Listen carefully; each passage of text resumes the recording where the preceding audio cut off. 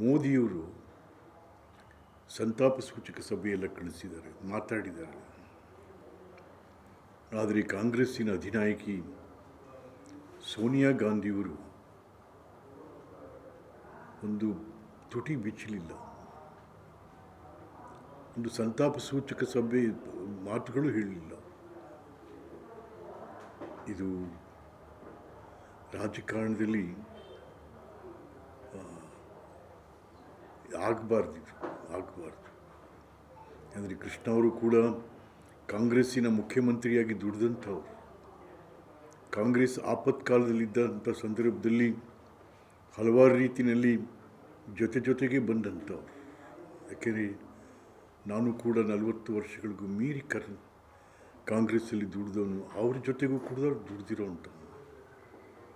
ಹಾಗಾಗಿ ಒಬ್ಬ ವ್ಯಕ್ತಿ ಕಾಲವಾದಂಥ ಸಂದರ್ಭದಲ್ಲಿ ಅಲ್ಲಿ ರಾಜಕಾರಣ ಇರಬಾರ್ದು, ಮನುಷ್ಯತ್ವ ಇರಬೇಕು.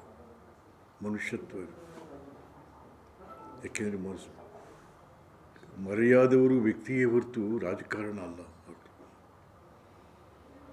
ಕೃಷ್ಣ ಸಾಹೇಬರು ಕೂಡ ಅಭಿವೃದ್ಧಿಯ ರಾಜಕಾರಣ ಮಾಡಿದ್ರೆ ಹೊರತು ದ್ವೇಷದ ರಾಜಕಾರಣ ಅವರೆಲ್ಲೂ ಮಾಡಲಿಲ್ಲ. ಹಾಗಾಗಿ ನಾನು ಈ ದೇಶದ ರಾಜಕಾರಣಿಗಳಲ್ಲಿ, ಈ ದೇಶದ ಜನನಾಯಕರಲ್ಲಿ ಯಾವುದೇ ಪಕ್ಷದ ಒಂದು ವ್ಯಕ್ತಿ ಸತ್ತಂಥ ಸಂದರ್ಭದಲ್ಲಿ ಅವನು ನಮ್ಮ ಪಕ್ಷದವನಲ್ಲ, ನಾನು ಕಾಂಡೋಲೆನ್ಸ್ ಹೇಳಬಾರ್ದು ಅವ್ರಿಗೆ, ಅವನು ನಮ್ಮ ಪಕ್ಷದವನಲ್ಲ, ಸತ್ತಾಗಲೂ ದ್ವೇಷ ಮಾಡಬೇಕು ಅಂತಕ್ಕಂಥ ಮನಸ್ಥಿತಿಯನ್ನು ತೊರಿಬೇಕು ನಾವು. ಒಳ್ಳೆಯದಲ್ಲ. ಯಾಕೋ ನನಗೆ ಭಾಳ ನಿನ್ನೆಯಿಂದ ಬೇಜಾರಾಯಿತು. ಅಯ್ಯೋ ದೇವ, ಎಲ್ಲಿದ್ದೀವಿ ನಾವು? ಯಾವುದೇ ಪ್ರಾಣಿಗಳಿಗಿಂತ ಮನುಷ್ಯರು ನಾವು ಜನರ ಜೊತೆ ಬೆರೆಯೋರು, ಜನರ ದುಃಖ ದುಮ್ಮಾನಗಳಿಗೆ, ಕಷ್ಟ ಕಾರ್ಪಣ್ಯಗಳಿಗೆ ಸ್ಪಂದಿಸುವಂಥ ಮನುಷ್ಯ. ರಾಜಕಾರಣವೇ ದೊಡ್ಡದಲ್ಲ, ರಾಜಕಾರಣ ಬೇಕು. ಆದರೆ ಅದನ್ನು ಸಾವಿನಲ್ಲೂ ಕೂಡ ಪ್ರದರ್ಶನ ಮಾಡೋದಿದೆಯಲ್ಲ, ಬಹಳ ಕೆಟ್ಟದ್ದು, ಒಳ್ಳೆಯದಲ್ಲ. ಬಟ್ ಇದೇನು ಇವತ್ತು ಹೊಸದೇನಾಗಲಿಲ್ಲ.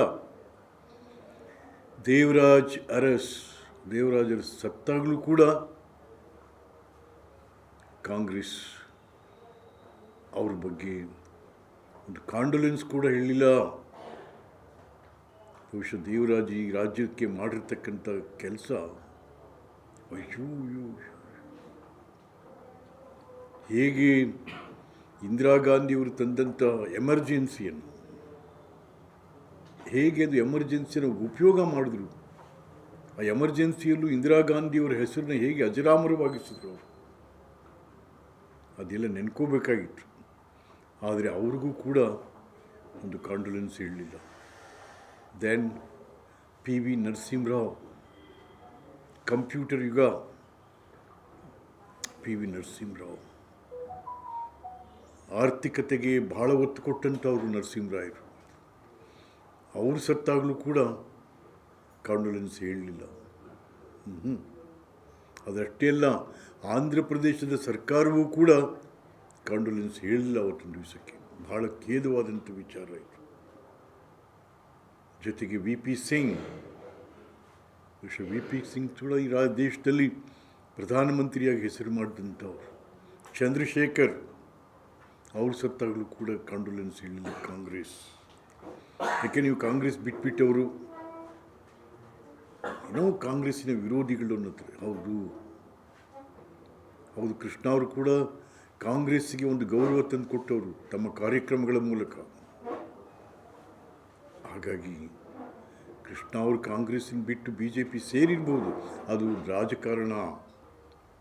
ಸತ್ತಾಗಲೂ ರಾಜಕಾರಣ ಮಾಡಬಾರ್ದು. No, this is no fair to the Congress, no fair.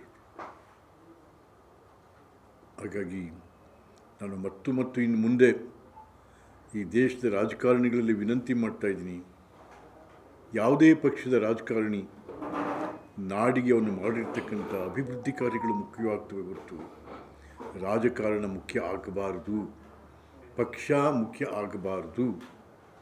ಅವನ ವ್ಯಕ್ತಿತ್ವ, ಅವನ ಕೆಲಸ, ಅವನ ಈ ದೇಶಕ್ಕೆ ಮಾಡಿದಂಥ ಕೊಡುಗೆಗಳನ್ನು ಮುಖ್ಯ ಆಗಬೇಕೆ ಹೊರತು ದ್ವೇಷ ಮುಖ್ಯ ಆಗಬಾರ್ದು ಅಂತಕ್ಕಂಥ ವಿನಂತಿಯನ್ನು ಮಾಧ್ಯಮಗಳ ಮೂಲಕ ಇವತ್ತು ಮಾಡಿಕೊಳ್ಳಿಕ್ಕೆ ಇಷ್ಟಪಡ್ತೇನೆ.